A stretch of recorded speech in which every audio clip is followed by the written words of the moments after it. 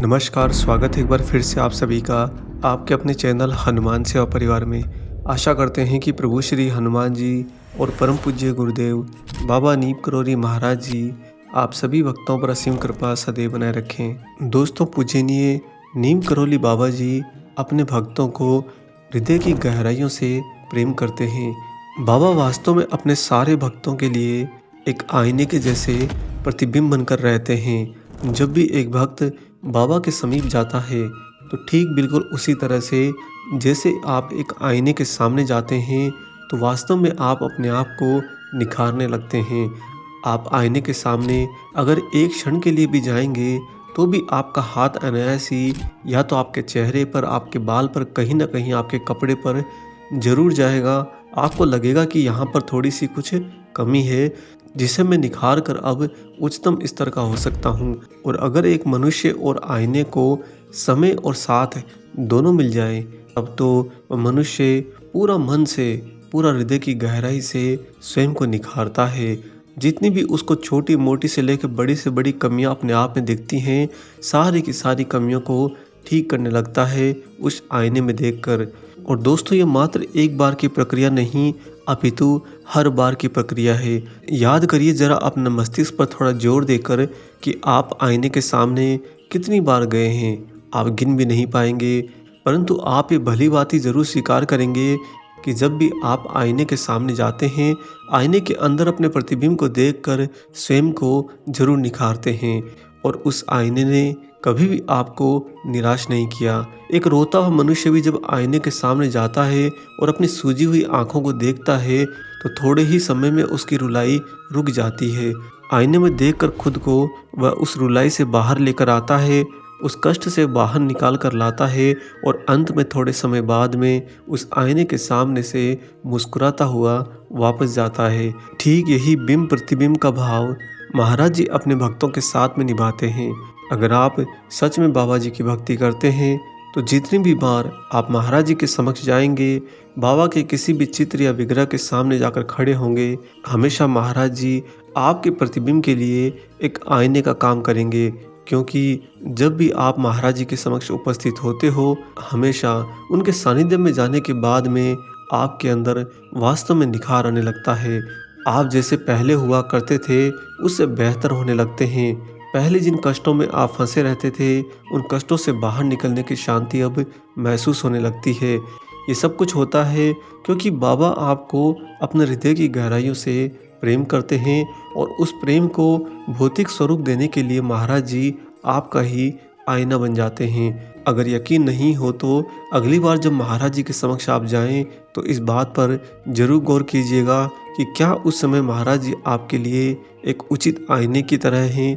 और आपको उत्तर सिर्फ हाँ में मिलेगा। इसका मुख्य कारण है कि कोई भी मनुष्य चाहे कितना भी दुखी क्यों ना हो, चाहे कितने ही कष्टों का सामना करके क्यों ना आया हो, चाहे कितनी बड़ी असफलता को धारण करके क्यों ना आया हो, वह जब भी महाराज जी के समक्ष जाता है, बाबा के समक्ष आकर चाहे वह थोड़ी देर के लिए ठहरे या फिर लंबे अंतराल के लिए महाराज जी के समक्ष रह जाए, दोनों ही परिस्थिति के अंदर वास्तव में उस भक्त में निखार आ जाता है। हर एक भक्त जिस कमी के साथ में आता है उस कमी को प्राप्त कर लेता है, पूरा कर लेता है।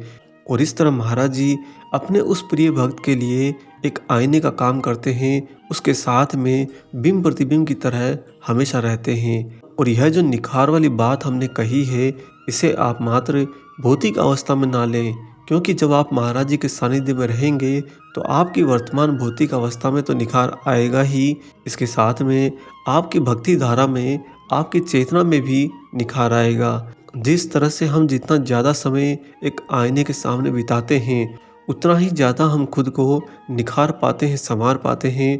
बिल्कुल ठीक इसी तरह से जितना ज़्यादा समय आप महाराज जी के सानिध्य में बिताएंगे, बाबा के सामने बिताएंगे, बाबा के पास में होते हुए उनको पूर्ण समर्पित रहकर बिताएंगे, उतना ही ज़्यादा आप में आंतरिक निखार बढ़ता जाएगा। हर बार आप अपने आप को पहले से बेहतर पाएंगे, हर बार आप एक नई सफलता को प्राप्त करने का आत्मबल पाएंगे। महाराज जी को देखकर आपको लगेगा कि बस यही तो वास्तव में वह रस है जिसके लिए मेरी आत्मा कब से तड़प रही थी, कब से विचलित थी, यहाँ वहाँ भटक रही थी। भौतिक जीवन के अंदर दोस्तों कभी भी आत्मिक सुख नहीं मिलता। भौतिक जीवन मात्र आपके इस शरीर के द्वारा कर्मों की नई नई धाराओं को समेटने के लिए होता है, और इस भौतिक जीवन में आप इस बाहरी शरीर से क्या क्या क्रियाएं करते हैं, कैसे कैसे कर्म करते हैं, इसका आपके जीवात्मा पर कोई प्रभाव नहीं पड़ता। हाँ, अगर इन कर्मों के अंदर दुष्कर्म हो जाएं, पाप हो जाएं, तो उसका एक प्रतिबिंब आपकी जीवात्मा के साथ में जरूर यात्रा करता है, और उसी को आपकी जीवात्मा की याददाश्त कहा जाता है। अब बात करते हैं कि महाराज जी किस तरह से अपने भक्त के साथ में बिंब प्रतिबिंब का खेल करते हैं, उसका हमेशा आईना बना रहते हैं। आइए आपको इसके लिए महाराज जी की एक बहुत ही प्यारी घटना सुनाते हैं। दोस्तों, एक भक्त के यहाँ पर जब भी महाराज जी आया करते थे, तो हमेशा बाबा का एक व्यवहार था कि वह उस भक्त के यहाँ पर कम से कम 7-8 दिन तो जरूर ठहरते। वह भक्त बहुत ही ज़्यादा अपने आप को हमेशा सौभाग्यशाली मानते कि देखो महाराज जी की असीम कृपा, जहाँ सैकड़ों भक्त बाबा के एक क्षण के दर्शन के लिए तरसते हैं, महाराज जी के दर्शन उनके लिए अति दुर्लभ हो जाते हैं। वहीं बाबा स्वयं मेरे घर आकर हमारे साथ में कम से कम 7-8 दिन तक हर बार ठहरते हैं। और जब भी महाराज जी इस भक्त के यहाँ पर आकर ठहरते, तब अन्य भक्त भी बाबा के दर्शन के लिए वहीं पर आ जाते। और जब कई भक्त एक साथ में आ जाते, तो वहाँ पर शुरू हो जाता सत्संग, साथ में कीर्तन भजन और हनुमान की स्तुति। भक्तों की भक्ति की रसधारा कुछ इस तरह से बहती कि मानो वहीं पर स्वर्ग उतर आया हो। और जब सत्संग भजन करते करते काफ़ी समय हो जाता, तो दूर दराज से आए हुए वो अन्य भक्त इसी भक्त के यहाँ पर सो जाया करते। एक बार की यह घटना है, उस भक्त के यहाँ पर महाराज जी ठहरे हुए थे, और एक रात को दर्शन के लिए आए हुए भक्त लोग जल्दी ही वापस जा चुके थे। अतः अब उस भक्त के घर में वहाँ पर कोई नहीं था। उस भक्त को महाराज जी के साथ में आधी रात हो चुकी थी। दिन भर के कार्यक्रमों के चलते हुए यह भक्त लगभग थका हुआ था, किंतु फिर भी महाराज जी अभी जाग रहे थे और बैठकर उससे बात कर रहे थे। आपको यहाँ पर एक बात और बता दें कि जब भी महाराज जी इस भक्त के घर पर आते थे और इस भक्त के साथ में बाबा बतियाना शुरू करते थे, तो दोस्तों ये भक्त उठकर कहीं नहीं जाता था। इस भक्त का कहना था कि जितने समय महाराज जी मेरे घर में रहते हैं, मेरे घर में साक्षात भगवान के चरण रहते हैं, अतः मेरा भक्ति के मार्ग पर चलते हुए ये परम कर्तव्य है कि मैं अपने घर में पधारे हुए अपने ईश्वर के श्री चरणों की सेवा करता रहूं। इसलिए यह भक्त एक भी क्षण महाराज जी से दूर नहीं होता, निरंतर बाबा के साथ रहता, बाबा के साथ बातें करता, बाबा जो भी आदेश देते उसको पूरा करता, और कुछ ना हो तो महाराज जी के पैर दबाता। बस यही इस भक्त का काम होता जब भी महाराज जी इसके घर पर आए हुए होते। उस दिन भी लगभग आधी रात हो चुकी थी और ये भक्त थक चुका था, परंतु महाराज जी बात कर रहे थे इसलिए यह वहीं बैठा रहा। महाराज जी इससे बतिया रहे थे और यह धीरे धीरे बाबा के पांव दबा रहा था। थोड़ी ही देर में महाराज जी करवट लेकर वहीं तख्त पर सो गए, और ये भक्त बड़े ही प्रेम से धीरे धीरे महाराज जी के पैर दबा रहा था। थोड़ी ही देर में जब महाराज जी खर्राटे भरने लगे, तो उस भक्त ने सोचा कि चलो अब चलकर मैं भी सो जाता हूँ। धीरे से उसने महाराज जी का कंबल बाबा के चरणों पर ढका और चुपचाप उठकर बिना कोई आहट किए वहाँ से जाने लगा। जो ही ये भक्त उठकर खड़ा हुआ, तभी महाराज जी खर्राटे भरते हुए साथ साथ में बोले, सूरज तू कहाँ जा रहा है?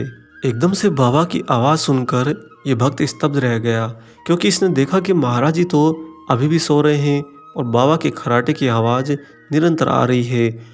उन्हीं खर्राटों के बीच में महाराज जी को ये भली बात ही चेत है कि कब भक्त उनके पास में है और कब वह भक्त उनसे दूर जाता है। जब बाबा ने कहा कि सूरज तू कहाँ जा रहा है, तो वह भक्त सूरज फिर से वहीं बैठ गया और महाराज जी के पैर दबाने लगा। थोड़ी देर में महाराज जी के खर्राटे और ज़्यादा तेज होने लगे, तो इस भक्त ने इस बार सोचा कि चलो इस बार तो महाराज जी सो गए हैं और मैं भी जाकर अब सो जाता हूँ। जो ही ये भक्त महाराज जी के श्री चरणों से उठा दोस्तों, बाबा तुरंत बोले कि सूरज कहाँ जा रहा है।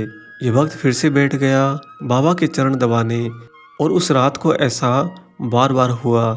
जब सुबह का प्रथम पहर आने लगा, तो अंत में इस भक्त ने अब इरादा कर लिया कि बिल्कुल भी नहीं सोएगा, बस महाराज जी के चरण दबाएगा।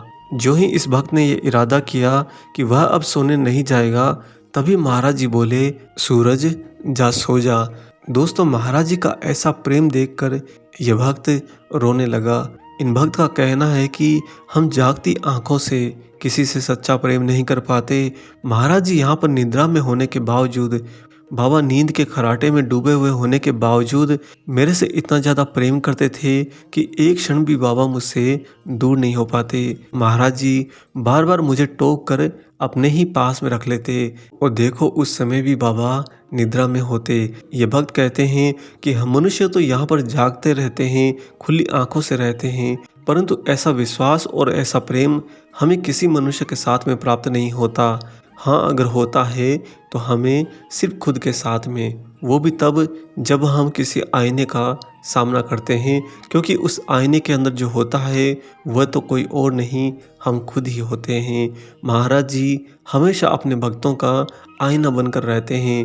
बाबा उस आईने के अंदर उसी भक्त के प्रतिबिंब को दिखाते हुए उस भक्त के अंदर हमेशा निखार लाते हैं। दोस्तों, अगर आप भी अपने वर्तमान जीवन के अंदर या फिर बचे हुए शेष जीवन के अंदर दैविक निखार चाहते हैं, अलौकिक निखार चाहते हैं, तो बस महाराज जी के पास रहिए। बाबा से कभी खुद को दूर मत कीजिए। एक क्षण के लिए भी महाराज जी से कभी उस तरह से दूर मत होइए जिस तरह से बाबा उस दिन सोते हुए भी अपने भक्त को खुद से दूर नहीं कर रहे थे। आप चाहे जागते रहें, चाहे आप निद्रा में रहें, अपनी हर सांस को महाराज जी के साथ रखिए।